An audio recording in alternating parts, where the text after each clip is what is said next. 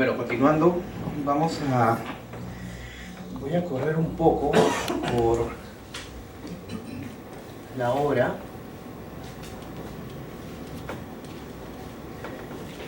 Uno de los aspectos importantes en materia laboral del procesal laboral ha sido la casación. Ahora, el Instituto de la Casación, tal cual la conocemos por lo menos con la ley, con el Código Procesal Civil, ha tenido una evolución. Hemos pasado de unas causales que versaban sobre aplicación indebida de norma, interpretación errónea, la inaplicación de una norma de derecho material, la contradicción con otras resoluciones expedidas. Esta fue la Ley Procesal de Trabajo en el año 96. En el año 98 se tuvo que hacer una modificación del artículo 386 del Código Procesal Civil, que en buena cuenta es idéntico a lo que decía la Ley Procesal de Trabajo. En el año 2009 se modifica el Código Procesal Civil y ahora ¿qué se indica actualmente? El recurso de casación se sustenta en la infracción normativa que incida directamente sobre la decisión contenida en la resolución impugnada o en el apartamiento inmotivado del precedente judicial. ¿Cuáles son las cosas que llaman la atención? Primero, que ya no hablamos de inaplicación indebida, interpretación incorrecta, sino de infracción normativa, ¿no? Y lo segundo es el apartamiento inmotivado. Acá hay que ponerle bastante resaltar esto. ¿Los jueces pueden apartarse de precedentes vinculantes? Sí, pero tiene que estar debidamente motivado. Y aunque esto pueda parecer algo lógico, es lo que sustenta el que yo me pueda apartar incluso de las normas, de las sentencias del Tribunal Constitucional. En el año 2010 aparece la nueva Ley Procesal de Trabajo y ¿qué es lo que menciona? Las causales de casación, ¿cuáles son? La infracción normativa vuelve a aparecer. El apartamiento de los precedentes vinculantes dictados por el Tribunal Constitucional o la Corte Suprema de Justicia de la República. Entonces la pregunta acá es, ¿qué significa esto de infracción normativa? Infracción normativa ha tenido que ser llenado de contenido por varias casaciones de la Corte Suprema. En la casación 1799 del 2012, la Corte Suprema indica: por infracción normativa tengo que entender la aplicación indebida de la norma señalando el error incluido por el juez. Debo entender también la interpretación errónea de la norma, desarrollando esta denuncia con la precisión de la norma interpretada erróneamente. Dice la inaplicación de la norma al caso concreto. En buena cuenta, lo único que se supone que se estaba haciendo con infracción normativa era agrupar los supuestos que ya conocíamos de causales de casación. Entonces, por lo menos, un misterio resuelto. Que incida directamente la casación 606-2003 indica de que la casación se declara improcedente si se hace invocación por normas que no fueron materia de revisión por las etapas previas. Este es uno de los requisitos en casación. No es que en la casación yo voy a sacar bajo la manga una nueva norma que no se revisó en las anteriores para decir, ahora sí, dame la razón. Si la casación es la inaplicación de una norma, la interpretación incorrecta o la aplicación indebida de una norma, esos son sustentos o causales que yo debí, como parte, haber formulado a lo largo del proceso. Y justamente por eso es que la Corte Suprema dice, esas normas tienen que incidir directamente. O sea, no es que no tengan aplicación, sí tienen aplicación, pero tú debiste haber sido lo debidamente diligente para plantearlo en las etapas correspondientes, no ahora. Cuando se indica sobre precedentes vinculantes, esta es la parte bien simpática. ¿Por qué? El Tribunal Constitucional, en el Código Procesal Constitucional, sí establece cuándo se configura un precedente vinculante.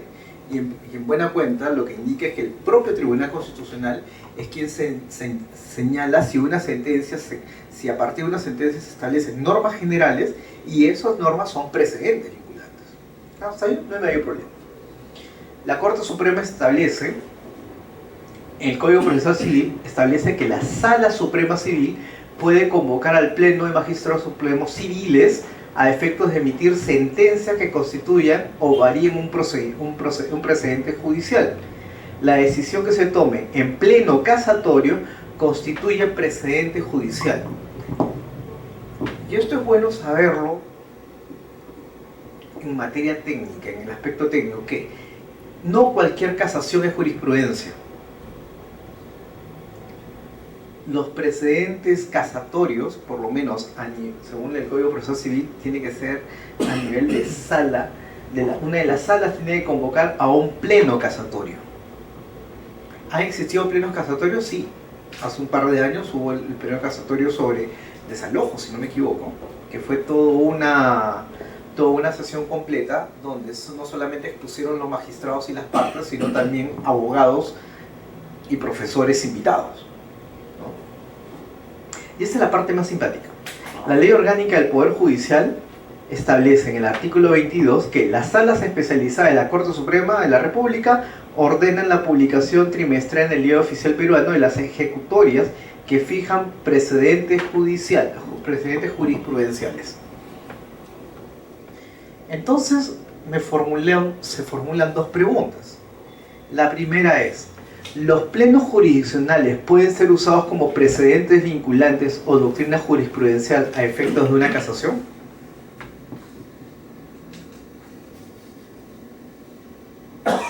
Para comenzar, ¿qué son los plenos jurisdiccionales? Se los lanzo. ¿Qué son los plenos jurisdiccionales? Porque cada vez la ley, Gaceta Laboral, Gaceta Jurídica, no sé, gestión también, cuando quiere hacer un poco de venta, dice el pleno jurisdiccional establecido de que los trabajadores de confianza no tienen derecho a la indemnización por despido arbitrario si se le retira la confianza. ¿Los plenos jurisdiccionales son o no son jurisprudencia? Sí, porque tratan de uniformizar criterios para que no haya distintas interpretaciones y aplicaciones, ¿no? Lo hay. Como los plenos jurisdiccionales son los acuerdos en un nivel jurisdiccional sin llegar al TC ni a un precedente necesariamente, pero creo que los que especifican lo que dicen, no sé precisamente, pero lo que sí son es doctrina jurisprudencial y pueden ser, como dice el doctor, ¿no? Sirve básicamente para unificar criterios, ¿no? Solo te falta zurro. Ahora, el problema es que si existe un pleno jurisdiccional en una época y existe otro pleno jurisdiccional en otra época, entonces ante una situación similar, ¿cuál de los dos primaría, no? Hay varias cosas implicadas en los plenos jurisdiccionales. Para comenzar es lo que tú dices, ¿no? La temporalidad de un pleno del otro con cambio de criterio. Eso es uno. Solamente voy a dejar planteadas las preguntas. Lo otro es, según la Ley Orgánica del Poder Judicial, hay plenos desde jueces distritales, de distritos jurisdiccionales, hasta los supremos. ¿Cuál tiene más jerarquía que otro? ¿Por qué? ¿Dónde dice eso? No dice, pues. Se asume. Se presume. Por la jerarquía. Ok, pero si estamos hablando de el poder del Estado de someter a la población, no se puede suponer eso, ¿no? O sea, el ejercicio del poder jurisdiccional. Creo que tiene igual valor porque los plenos van a ser valederos de acuerdo al nivel en que han sido instituidos, ¿no? Si hay, por ejemplo, en una sala superior donde es conformada por varios colegiados, hacen sus plenos anuales para uniformizar criterios entre ellos y no que la sala A tenga un criterio y la sala B otro criterio. Creo que esa es la finalidad. Entonces, si hablamos el valor sería pues que son valorados para ese nivel, a nivel superior, que no podría ser tomado en cuenta posiblemente por el Supremo, ¿no? ¿Y qué pasa con los plenos nacionales entonces? Porque en los plenos nacionales no solamente participan los vocales supremos, participan todos los jueces.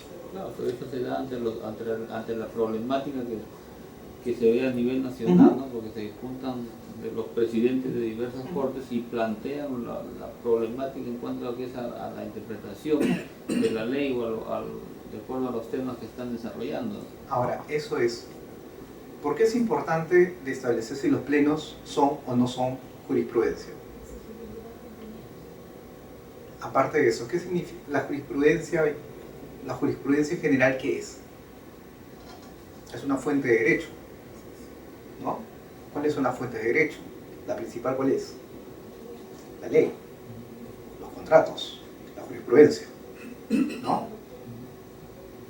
Entonces, mi posición, y eso sí, el mercado está dividido, ¿no? Hay gente como usted le ponen énfasis al hecho de que al uniformizar está creando seguridad jurídica y por eso deberían ser considerados como fuentes de derecho. El otro grupo, entre los cuales yo sí me incorporo, es que así como no cualquier casación emitida por la Corte Suprema puede ser considerada jurisprudencia vinculante y solamente tiene aplicación a las partes que están en el proceso, los plenos jurisdiccionales, así hayan participado los magistrados supremos, no tienen esa fuerza vinculante de norma, porque si no sería entregarles a ellos la función legislativa también. Podrían en cualquier momento decir, ¿sabes qué? No me gusta cómo está la regulación laboral, yo pienso que esta debe ser, o así debería entenderse. Y crean algo nuevo. Cuando veamos el tema de los TC, es justamente lo que ha pasado. Simplemente que ahora a nivel de plenos. Sí,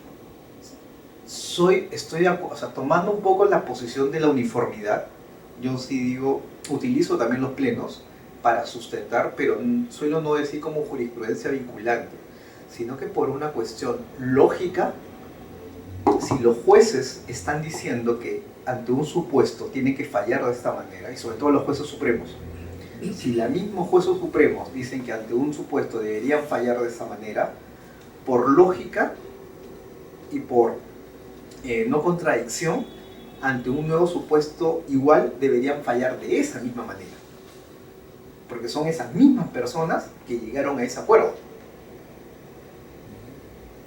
Ahora, ¿un juez de primera instancia puede apartarse de estos plenos? Sí, porque no son precedentes vinculantes según las normas que he citado. Solamente en materia, además hay un dato adicional, la jurisprudencia, ¿cómo nace? La jurisprudencia es algo que hemos importado del derecho anglosajón. Allá la jurisprudencia tiene preeminencia frente a la ley. ¿Por qué? Porque ¿cómo es el método para la generación de una jurisprudencia? Hay un caso concreto que se plantea ante un juez o los jueces, y de ese caso saco una regla general. En la ley es al contrario. Yo establezco una norma general para que todos los particulares lo comiencen a aplicar. ¿Ya? En un pleno no hay un caso en concreto que se pone en discusión. Incluso cuando el Código Procesal Civil señalaba lo que era jurisprudencia vinculante, hace mención a un pleno casatorio, o sea que haya un proceso que se esté llevando a cabo donde haya un conflicto de intereses, y sobre ese conflicto de intereses todos los vocales supremos van a sacar una regla general. En los plenos no pasa eso. Yo creo que por origen, además, los plenos sí, según la ley orgánica del Poder Judicial dice que los plenos sirven para uniformizar. Yo puedo uniformizar criterios, pero no está diciendo que sean obligatorios. Y más aún, no pueden cubrir vacíos normativos si con eso están estableciendo normas, regulaciones nuevas. Nuevamente, cuando comente el caso del Tribunal Constitucional y sobre el tema del despido, vamos a ver con mayor claridad cómo los jueces pueden trastocar toda una regulación. Lo segundo está relacionado con esto de los convenios colectivos. Los convenios colectivos podrían ser considerados como normas jurídicas que puedan ser materia de casación. Dentro de los materiales que le voy a dejar, por ejemplo, está la revista de la nueva Ley Procesal del Trabajo, el número 1. Y en ella el vocal Toribio, creo, es el... se me fue la memoria, no me acuerdo quién es el vocal, que cuando desarrolla lo que es la casación, él dice, ojo, está circulando en el mercado una posición, él dice de abogado, es un poco duro, ¿ya? Dice algo así como que de abogados como que poco transparentes, una cosa así, que están llevando a la interpretación de que los convenios colectivos, como normas entre las partes, también pueden ser consideradas como materia, como norma aplicable para sustentar una casación. ¿Se puede hacer? Lo hacen, pero no deberían. Es que justamente ahí viene esa discusión que es bien interesante. ¿En qué sentido? La ley, el título preliminar de la nueva Ley Procesal de Trabajo señala sobre norma, ya no lo limita a normas emitidas por el Estado, sino que incluso dice se tiene que tomar en consideración los convenios y los contratos. Entonces, si es así, si en mi proceso no se ha interpretado correctamente un convenio colectivo o hasta un contrato, yo podría agarrarme de eso, tomarlo como sustento para una casación. No es tan fácil como decir, no, porque como es un convenio colectivo, además el convenio colectivo tiene esa dualidad bien simpática, ¿no? Tiene el cuerpo de un contrato, pero tiene la eficacia de una ley, dice Villavicencio, algo así. Villavicencio dice algo parecido, ¿no? Neves también dice lo mismo, ¿no? Es una situación bien curiosa. Entonces les planteo estas dos situaciones porque en el ámbito procesal, cuando sean jueces, casi siempre los sustentos van a tomarse en materia de casación, en materia de plenos jurisprudenciales actualmente. Además, cada año se reúnen los jueces para hacer plenos. Entonces, esto va a ser algo, sí. Doctor, no sería, bueno, no sé, quizás estoy equivocada, pero de repente los convenios colectivos, ahí se la pregunta, ¿no? Los convenios colectivos podrían ser considerados como normas jurídicas que puedan ser materia de casación. Una norma jurídica es la del Estado. Una norma heterónoma es la que surge o nace de un acuerdo entre voluntades, ¿no? Entonces, yo creería, no lo sé, que el convenio colectivo podría ser una norma heterónoma que nace, pero jurídica como tal, no cumple los 5 elementos principales para que sea una norma jurídica. Creería yo. No, está bien. Pero está muy bueno tu argumento, solamente, nuevamente, el tema que trastoca esa interpretación es que el título preliminar de la nueva Ley Procesal de Trabajo, no me acuerdo ahorita de cuál de los artículos, establece que el juez tiene que interpretar aplicando las normas jurídicas, punto, coma, incluye los convenios colectivos. Punto y coma. Es en la misma línea, o sea, no lo restringe. La interpretación de esa norma es de no restringir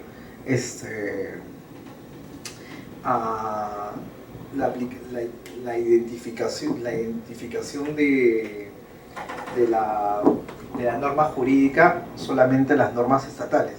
Y voy a buscar en este momento. Pero si la misma ley ya le faculta al juez a que tenga en consideración los convenios colectivos, entonces sí se... Exactamente, por eso te digo, claro, pero tenemos jueces o vocales como no me acuerdo, Yangali. Ya me acordé. Yangali quien dice eso, pero ten cuidado porque los convenios colectivos no son normas jurídicas. Claro, no dice nada más. O sea, no dice por qué no son normas jurídicas. Por lo menos el argumento de la compañera es bueno, ¿no? Normas jurídicas son las normas que da el Estado dentro de su jus imperio. Perfecto, impecable. En cambio el otro no. Pero ojo, los convenios colectivos son considerados como ley para las partes que intervinieron. porque recuerdan que ahí el empleador y el sindicato regulan no la situación del empleador y del sindicato, sino de todos los trabajadores que tienen la cobertura del sindicato. Por eso que hay situaciones, hay aspectos, se dice, obligacionales de los convenios colectivos, ¿no? Entre cuál es la obligación del sindicato para con el empleador y yo con el sindicato. Pero también tiene un aspecto normativo. ¿Qué va a pasar cuando el afiliado X esté en la situación Y? Va a tener esta consecuencia, ¿no? Y esta cosa no carga. Ahora lo encuentro. Entonces, descargar. Ahí está. Bueno, aquí esto es lo de la reversión de la carga de la prueba y los últimos 45 minutos. Sí, vamos a divertir. Vamos a ver lo de los. Vamos a ver lo del Tribunal Constitucional.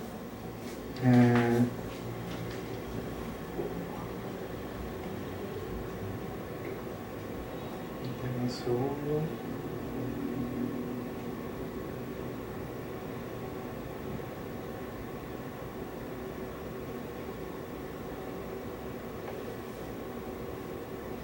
Aquí está. El artículo 4 del título preliminar de la nueva Ley Procesal del Trabajo dice la letra: interpretación y aplicación de las normas en la resolución de los conflictos de justicia laboral. Los jueces laborales, bajo responsabilidad, imparten justicia con arreglo a la Constitución Política del Perú, los tratados internacionales de derechos humanos y la ley. Interpretan y aplican toda norma jurídica, incluyendo los convenios colectivos, según los principios y preceptos constitucionales, así como los precedentes vinculantes del Tribunal Constitucional y de la Corte Suprema de Justicia de la República. Incluyendo. Pero no dice que el convenio colectivo es una norma jurídica. Dicen, interpretan y aplican toda norma jurídica, incluyendo convenios colectivos. Lo normal del título preliminar me parece imperativo. O sea, que se va a cumplimiento obligatorio. Claro, por eso te digo que la interpretación o esa salida que dio este abogado, que no recuerdo, yo leí su artículo, solo que no lo encontré y por eso que no lo he puesto en los materiales que les quiero dar a ustedes, es bien original. Se agarró de algo totalmente distinto para decir sí, es procedente de la casación. Bueno, en jurisprudencia constitucional en materia laboral, les voy a exponer sobre estos cinco sentencias, que han sido en buena cuenta las sentencias que han marcado la ruta, por eso el trencito, por si no se ve, que han marcado la ruta sobre cómo se cambió todo el esquema de estabilidad laboral que existía en el Perú hasta el año 2001 y cómo lo tenemos actualmente. ¿Okay? La primera sentencia tiene que ver con el caso Cosío Tapia. Pero hagamos una introducción. Según la Ley de Productividad y Competitividad Laboral, ¿cuántas clases de despido existen? Según la Ley de Productividad y Competitividad, ¿cuántas clases de despido existen? 2, ¿no? Pero sí, 2. ¿Cuál es? El despido arbitrario por un lado y el despido nulo, ¿no? ¿El despido arbitrario cuál es? Según el artículo 24 de la Ley de Productividad y Competitividad, es aquel despido, artículo 34, es aquel despido en la que no se imputa causa o cuya causa no puede ser probada en un proceso judicial. ¿Cuál era la sanción ante esa situación? El pago de una indemnización de 1.5 por cada año de servicio con un tope de 12 sueldos, ¿no? Luego existía o existe el despido nulo. ¿Y cuál es el despido nulo? Es aquel despido que se realiza a un trabajador, pero el despido es el medio. Lo que tú quieres vulnerar es otro derecho fundamental. Por ejemplo, la libertad sindical, al despedir al dirigente sindical, al miembro de la dirección sindical o a quien está formando o ha sido candidato a un puesto dentro del sindicato. Cuando despides a la trabajadora, que está embarazada, ¿no? O al trabajador que tiene, por ejemplo, SIDA, ¿no? ¿Cuál era la sanción en la ley original? Era simplemente la reincorporación al centro de trabajo y todo el tiempo que había mediado entre el despido y la reincorporación se tenía que pagar los devengados, incluyendo beneficios sociales. Eso era toda la regulación hasta el año 2001. En el año 98 aparece la sentencia del caso Cosío Tapia. Y por favor, acá prestemos bastante atención porque todas estas sentencias están ligadas. Tienen mucho espacio entre ellas en el tiempo, pero están ligadas ¿en qué sentido? En este caso, a esta trabajadora se le imputa la disminución de su productividad como causa justa de despido. Pero acá había un problema. La norma no establece como causa justa la disminución de productividad, sino el texto es la disminución deliberada y reiterada de productividad. Bajo este supuesto, la empresa le emite la carta de preaviso de despido, la señora responde la carta y la empresa la despide. Ella inicia, recuerden, este es el año 98, no tenemos ley, no tenemos Código Procesal Constitucional, tenemos Ley de Habeas Corpus y Amparo, ¿no? Ya. Y tenemos la Ley Procesal de Trabajo, la 26636. En esa época, el amparo era alternativo o subsidiario.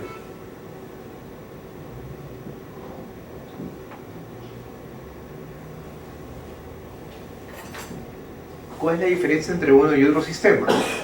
En esa época el amparo era alternativo. Yo podía elegir si me iba por una vía procesal ordinaria o si me iba por una vía constitucional. ¿Ya?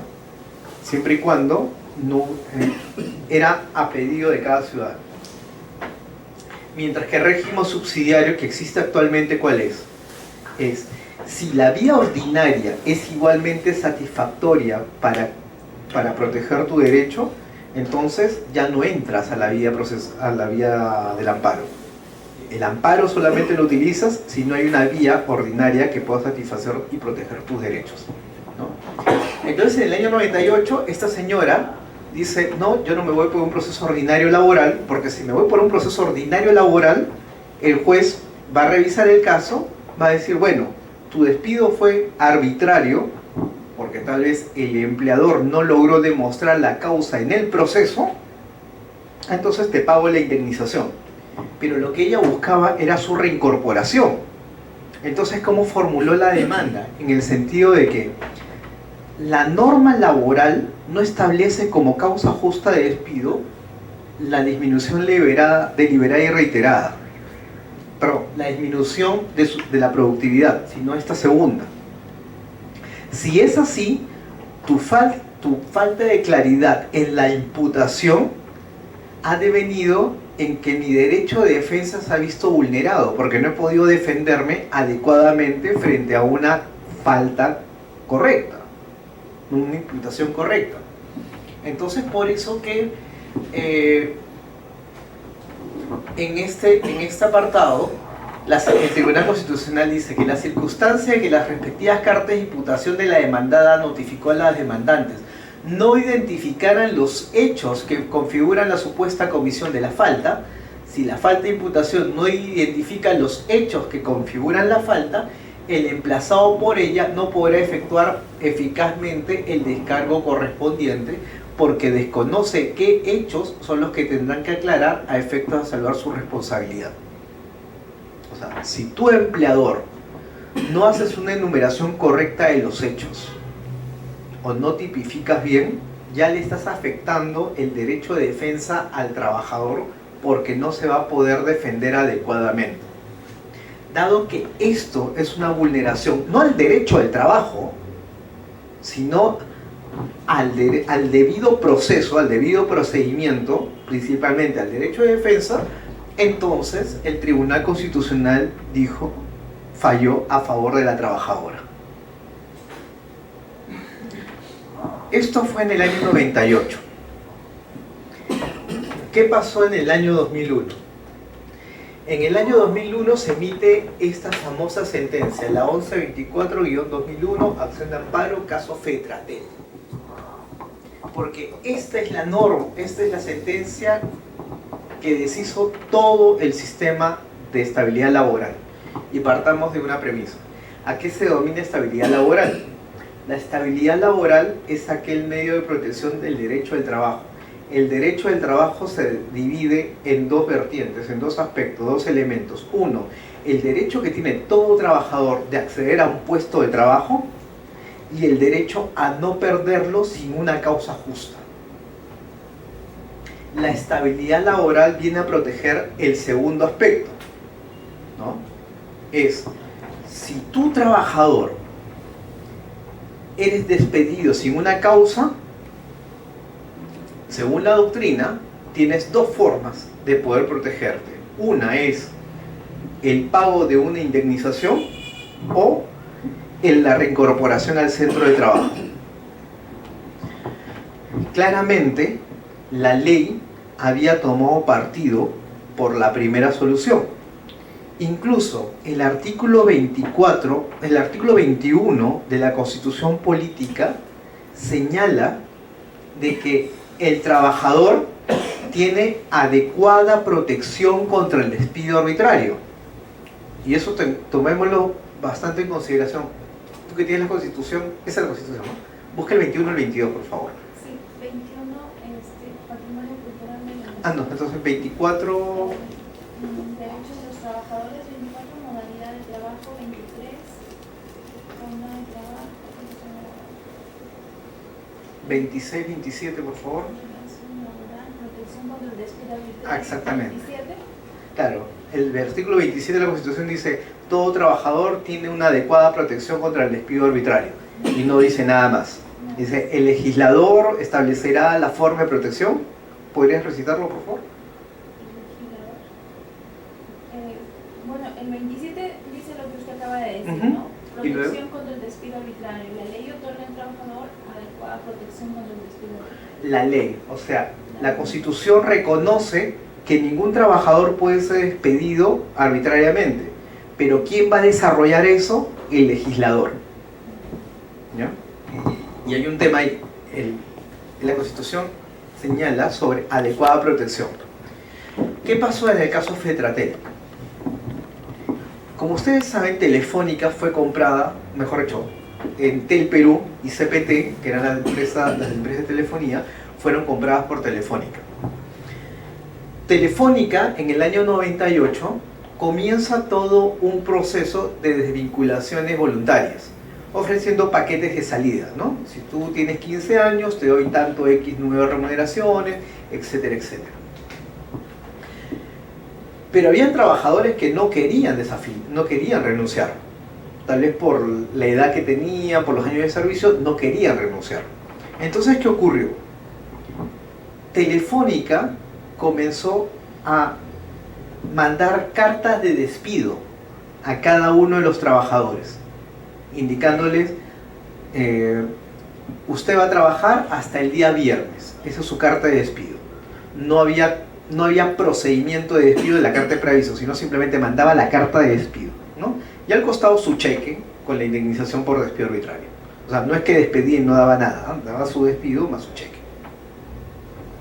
Resulta que la Federación de Trabajadores de Telefónica inició esta acción de amparo. Inició la acción de amparo indicando principalmente de que ese proceso de desvinculación voluntaria tenía como objeto debilitar a su organización sindical, y presentó una lista, una relación de todos los trabajadores, que casualmente todos eran sindicalizados, y que todos los trabajadores habían sido despedidos o por el proyecto de desvinculación o mediante la carta de despido. El expediente Telefónica se defiende indicando de que la ley laboral establece de que un despido arbitrario es aquel que no puedes, aquel en que no señalas ninguna causa y que el efecto es el pago de la indemnización, y dado que a todos ellos se les había pagado la indemnización, no correspondía un despido, no había una vulneración al derecho al trabajo. Pero el sindicato lo había planteado de otra manera. Había dicho, el despido fue utilizado para vulnerar la libertad sindical y el derecho al trabajo. ¿Qué es lo que dijo el Tribunal Constitucional en este año, en esta sentencia? Lo que dijo fue esto: en este caso, el despido, en la Constitución establece una adecuada protección contra el despido arbitrario. La dignidad del trabajador no puede soportar de que una forma de despido sea una carta de despido sin más ni más. Y además señaló de que dado que se había presentado la relación de los trabajadores que habían sido despedidos por estas cartas y que todos ellos eran sindicalistas, entonces claramente se veía una actitud antisindical por parte de Telefónica. En segundo lugar, sobre el derecho del trabajo, el tribunal dice: ningún trabajador puede ser despedido sin una causa justa, número uno. Número dos, la Constitución establece una adecuada protección contra el despido arbitrario. Y número tres, esa adecuada protección y ese mandato legislativo al legislador, cuando dice la ley establece la adecuada protección, no significa una carta abierta para que el legislador establezca las reglas de juego que a él le parezca. Por ese motivo, declaró inaplicable por inconstitucional el artículo 34. Ahora comienza lo bueno. Es que, ¿cuál es el gran problema con esa sentencia?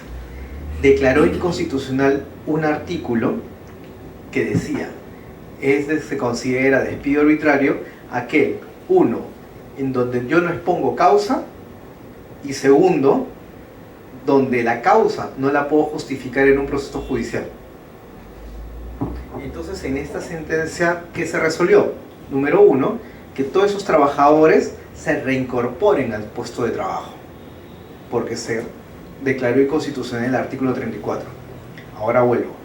¿Por qué era un gran problema? Porque ese artículo tenía dos supuestos de despido.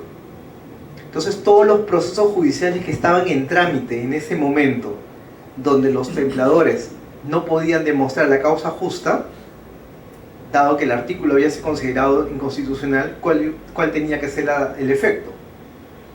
Reincorporarlos al centro de trabajo. Por eso que en esa época se indicaba de que el Tribunal Constitucional lo que había hecho era restablecer la estabilidad absoluta, la estabilidad laboral absoluta, que bajo ningún motivo un trabajador podía ser despedido sin causa, porque la principal consecuencia iba a ser la reincorporación al centro de trabajo. Varios cuestionamientos a esta sentencia. La primera, una de las cosas que planteó Telefónica es que en este proceso, que el amparo no era la vía adecuada para poder resolver este proceso. ¿Por qué? Porque se necesitaba una estación probatoria para demostrar de que, esto lo decía el doctor Ferro, Víctor Ferro, lo que se debió haber analizado ahí para poder determinar si los despidos tenían un objetivo antisindical era analizar cuántas personas habían sido despedidas y cuántas de esas habían sido realmente sindicalistas. Porque si el porcentaje de despedidos era poquito, entonces no se podía llegar a la conclusión de que era una herramienta antisindical. Para hacer eso se necesitaba una estación probatoria,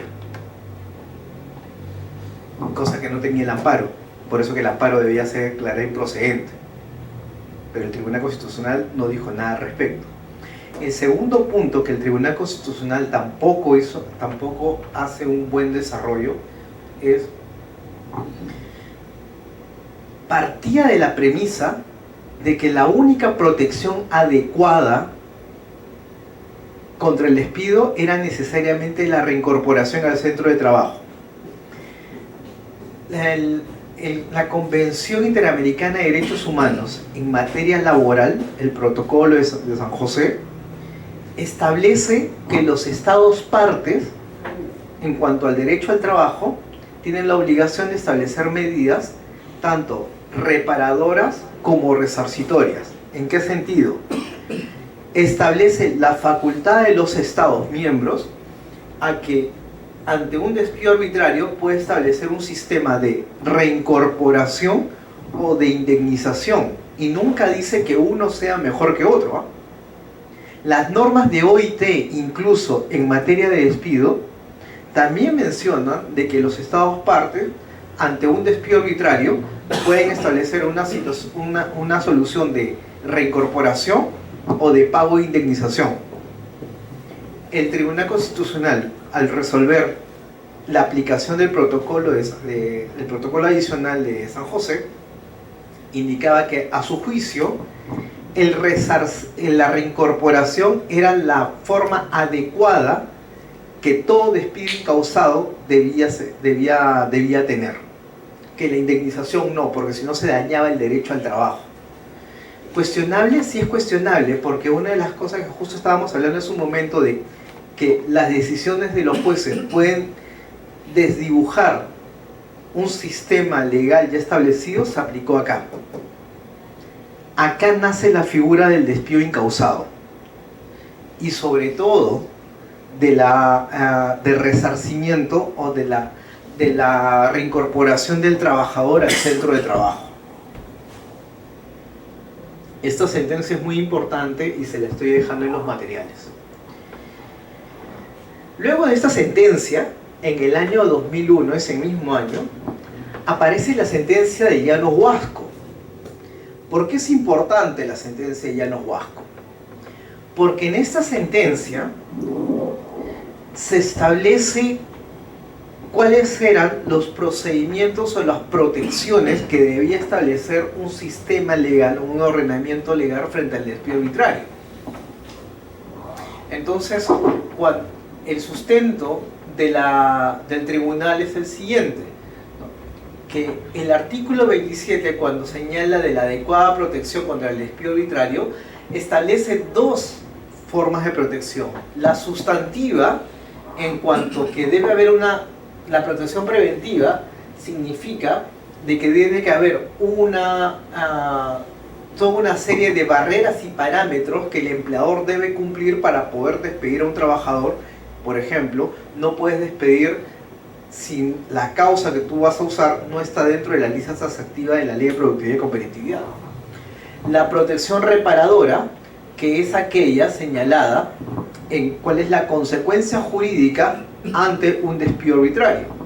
Y luego habla, o mejor señala, sobre las protecciones procesales y te indica de que esta protección procesal tiene que tener tanto la vía resarcitoria o la vía restitutoria. O sea, para el Tribunal Constitucional, en esta segunda sentencia, lo que señala es, ok, vamos a aceptar de que la reincorporación no es el único medio adecuado.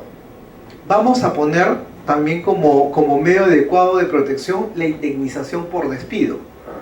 Pero quien va a decidir eso va a ser el trabajador.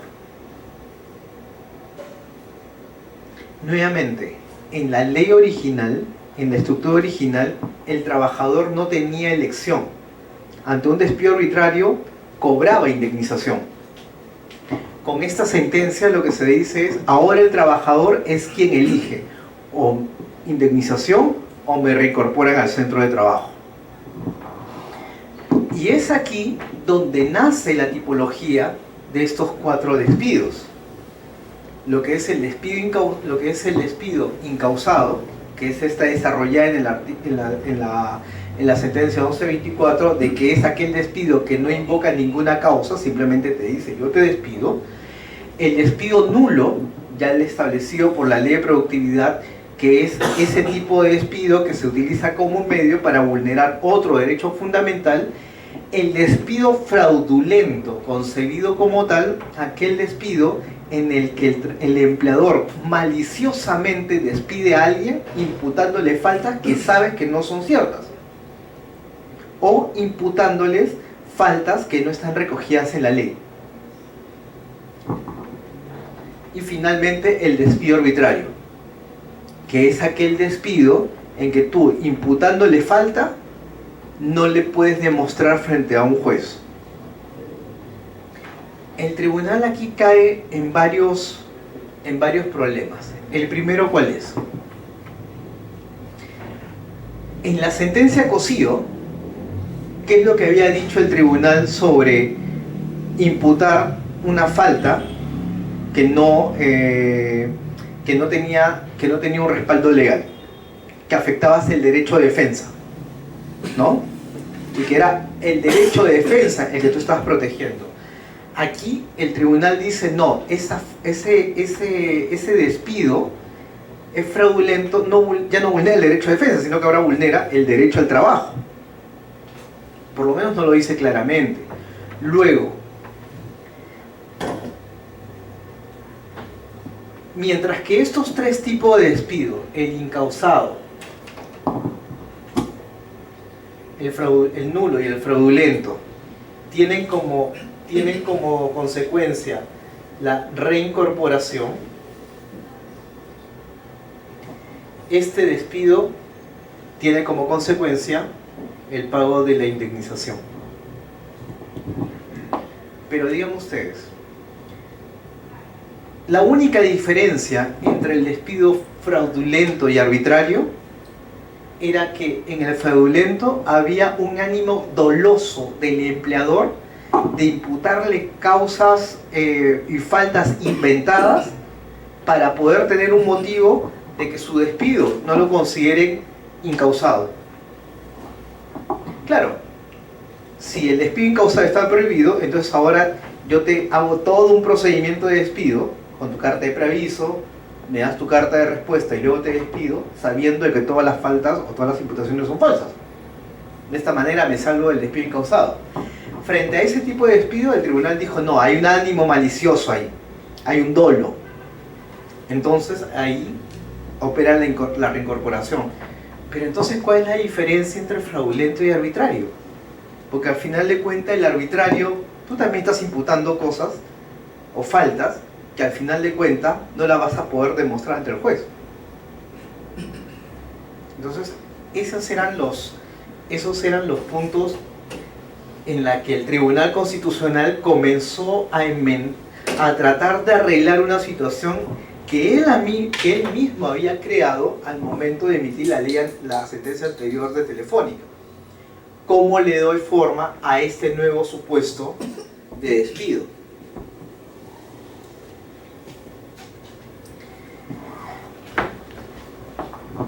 Luego viene la sentencia Bailón. ¿Por qué es importante la sentencia Bailón?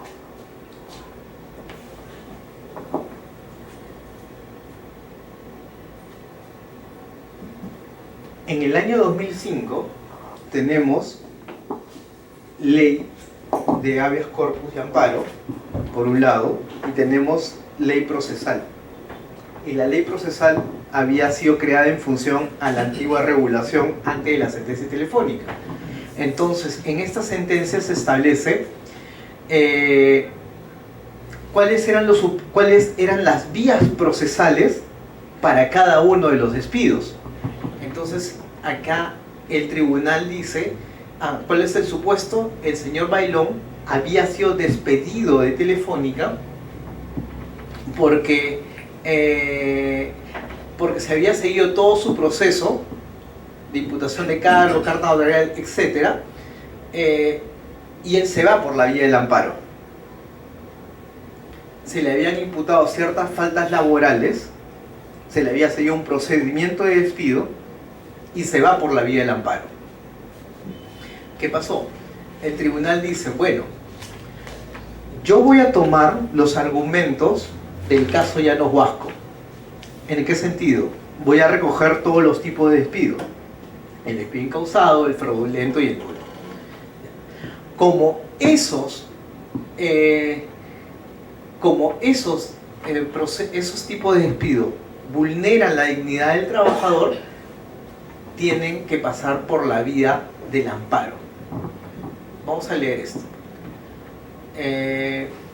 Para los casos de despido incausados, fraudulentos y nulos, se mantendrán en esencia, ¿dónde está? El Tribunal Constitucional, sin embargo, los criterios jurisprudenciales establecidos en la sentencia de Llanos Huasco para ese tipo de despidos se mantendrán en esencia. En efecto, si tal como se ha señalado, el contenido del derecho constitucional a protección adecuada contra el despido arbitrario supone la indemnización o la reposición según corresponda a elección del trabajador, entonces, en caso de que en la vía judicial ordinaria no sea posible obtener la reposición o restitución,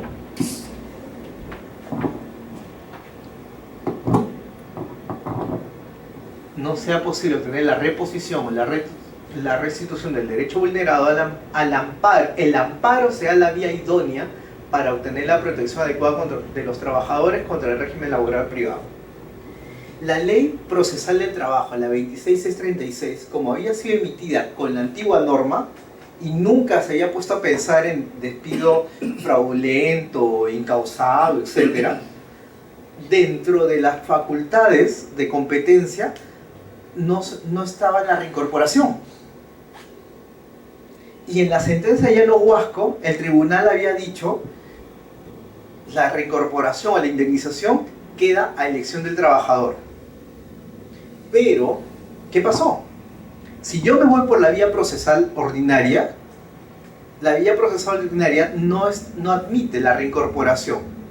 Me tengo que ir necesariamente por la vía del amparo.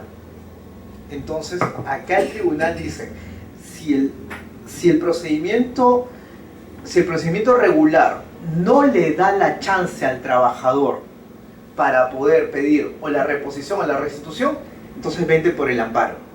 Acto seguido, tengo que establecer qué despidos van por amparo y qué despidos van por el proceso ordinario regular. Y señala, el despido sin imputación de causas, de todas maneras, es una vulneración al derecho al trabajo y por eso se va por la vía del amparo.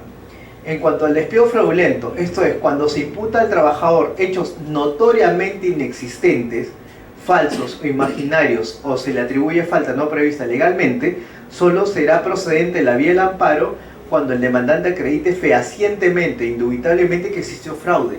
¿Cómo demuestra fraude? Porque el fraude significa de que hay un ánimo, hay una intención. Entonces, acá es un pequeño problema con el despido fraudulento. Mira lo que dice, pues al contrario. Es decir, cuando haya controversia o duda sobre los hechos, corresponderá a la vía ordinaria laboral determinar la veracidad o falsedad de ellos. Y este es uno de los temas que se criticó a esta sentencia con respecto a la sentencia de Telefónica, la 21. Porque cuando Telefónica pone en debate que el amparo no tiene estación probatoria y que por eso no podían revisar esa sentencia, los medios probatorios, porque había toda una etapa probatoria, el Tribunal Constitucional en ese momento dijo, no es necesario porque yo veo acá la vulneración de derechos. Ok, pero entonces, ¿por qué ahora en esta sentencia me estás diciendo que cuando el debate, las pruebas o la determinación del despido hay una controversia notoria, te vas ahora sí por el ordinario? ¿Qué es lo que determina que una controversia sea notoria o que sea clara? Es muy subjetivo, queda a elección de cada juez. En cuanto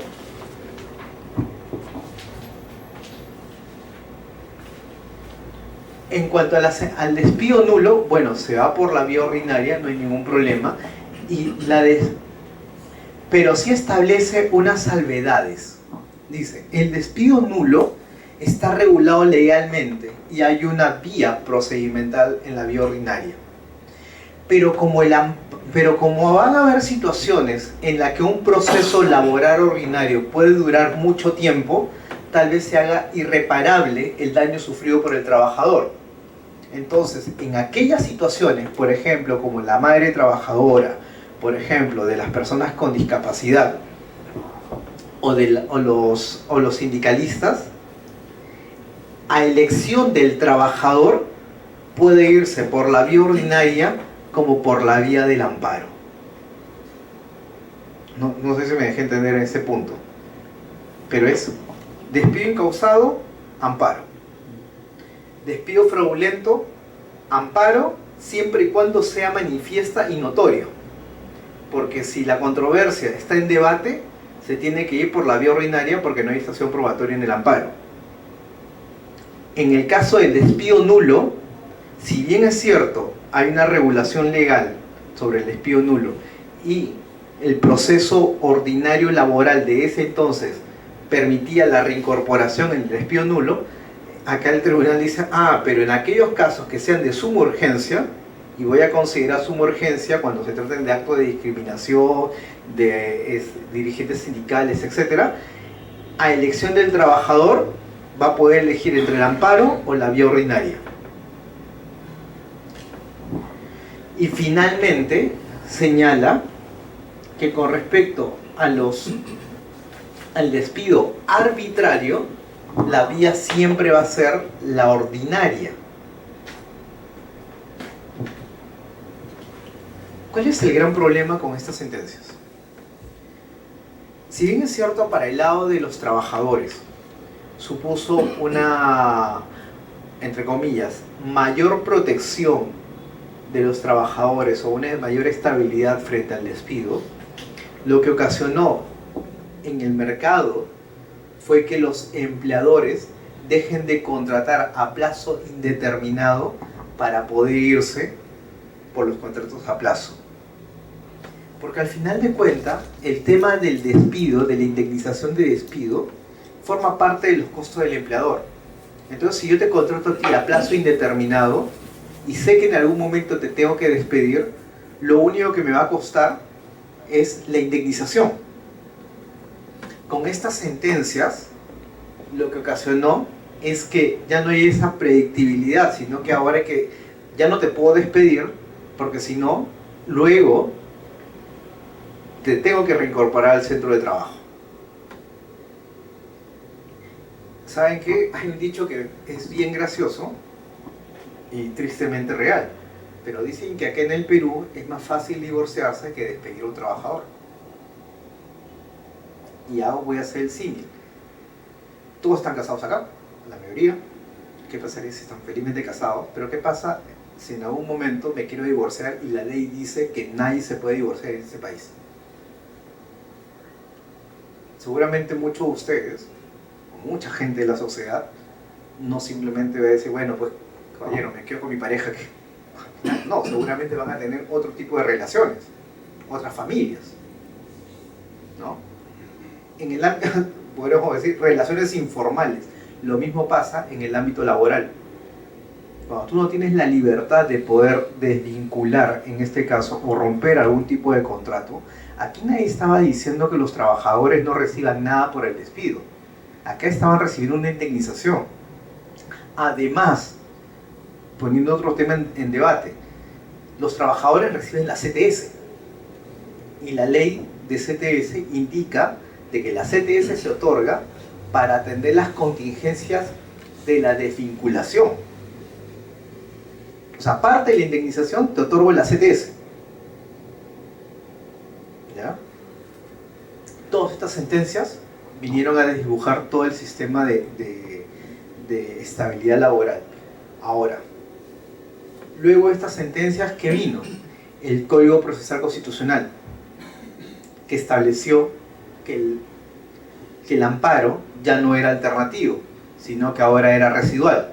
Pero claro, la ley procesal de esa época no establecía la reincorporación como parte de las consecuencias.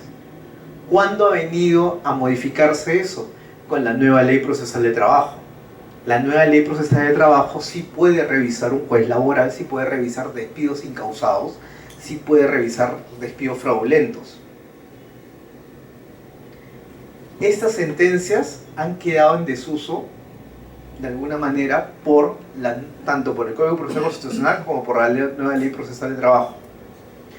todos los despidos incausados, fraudulentos, nulos y arbitrarios, ahora tienen que pasar por la vía procesal ordinaria. Y más aún, si tu pretensión es únicamente la reincorporación, tú tienes derecho a pasar por el proceso laboral abreviado, que es mucho más corto. Con lo cual, todos estos procesos, el amparo ya no debería ser la vía procesal para cada uno de este tipo de procesos. Entonces, cuando les pregunten por qué es la importancia de estas sentencias en materia laboral, podría decir que son dos. Primero, es que se configuró dos nuevos tipos de despido en materia sustancial, el despido fraudulento y el despido incausado, y en materia procesal se estableció una regulación para ver qué vía tenía que resolver cada tipo de despido. Pero con la promulgación de la nueva Ley Procesal de Trabajo y del Código Procesal Constitucional, ahora todos esos despidos los tiene que ver un juez laboral. Y si solamente voy a pedir la reincorporación, un juez laboral mediante un proceso abreviado. Finalmente, la sentencia del caso Lara Garay. El Tribunal Constitucional ya tenía un criterio con respecto al despido, y era: si el trabajador, una vez que tú despedías al trabajador, sea incausado, fraudulento, nulo, arbitrario, si el trabajador cobraba la liquidación de beneficios sociales y en esa liquidación de beneficios estaba incluida la indemnización por despido arbitrario, los jueces laborales, los jueces constitucionales, tenían que asumir de que el trabajador había dado su conformidad con el despido. Entonces había elegido, por la sentencia de Llano Huasco, irse por la vía de la indemnización. Y esa demanda debía declararse infundada. Pero el tribunal en esta sentencia sí hizo una consideración bien interesante, y fue esta. En la práctica, cuando a un trabajador se le despide, se hace la liquidación de beneficios sociales. En esa liquidación están los beneficios sociales como tal, la gratificación, la CTS, etc. Y la indemnización también puede ingresar, ¿no? Pero ¿cómo la pagas, la liquidación? Muchas veces es con un solo cheque, o es con un depósito en cuenta, ¿no? Rara vez es con dinero en efectivo. Entonces el tribunal hizo esta distinción. Si yo sigo manteniendo ese criterio de que cada vez que el trabajador cobre todos sus beneficios sociales, ya está dando por finalizado la relación de trabajo, sí lo estoy perjudicando. ¿Por qué? Porque el cobro de los beneficios sociales, gratificación, vacaciones, ETS, no debería implicar necesariamente el fin de la relación laboral. Porque es el cobro de cualquier beneficio. Es un beneficio que a mí la ley me establece. Pero la indemnización ya es distinta. Porque el cobro efectivo de la indemnización sí me puede llevar a presumir de que quiero dar por finalizado la relación laboral.